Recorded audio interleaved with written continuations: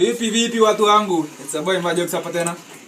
Tuchanone mambo na maisha. Unajua mimi nataka kuwasaidia tu nisimsifae mkiteseka. Sawa kama sasa nimesikia complaint. Kuna mtu ameniambia mmekuwa mkiteseka sana mambo ya wifi. Oh sijui neighbor ako na wifi anashindanga akichange password, unashindwa ni aje utahack wifi yake wewe unaitumia. Simple sana. Kuja na mimi nilimwambia hapa ni kuachanua na maisha sitaki kuacha nyuma. Simple steps. Neighbor ako na wifi na hujui password. Simple, unaenda kwake unamwambia neighbor, si unipe password ya wifi. Si anakupea password unaweka. Akichange tena, ajaama unaenda kwake tena tu. But najua hii kitu inakaa noma kwenyu, wacha niwafunze practical. Ndio ina nini sana kufunza hiyo kitu. Twende kwa neighbor sasa.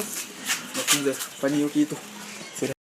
Kuja nionyesha ile kitu nimwambia si ngumu. Kuja tuende kwa neighbor sasa. Neighbor kuna wifi na live nipe password. Kuja nionyeshe. Example.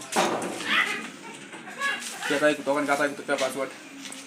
Kalisa simple kabisa. Dada ni charge.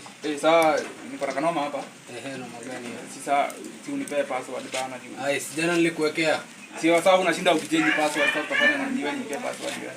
Kwani yako ishiki aje sasa na ya wengine inashika? Nipe password.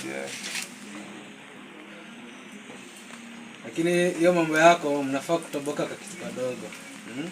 Mbona hata unashinda ukiweka password, wifi password, si ukiomoka na kubali umeomoka mara moja? Hapana. Napenda kujifanya sana. Mbona uweke wifi na uweke password? Shida yenu nawapea password neno unaskania watu wa sita. Sasa itakusaidia aje?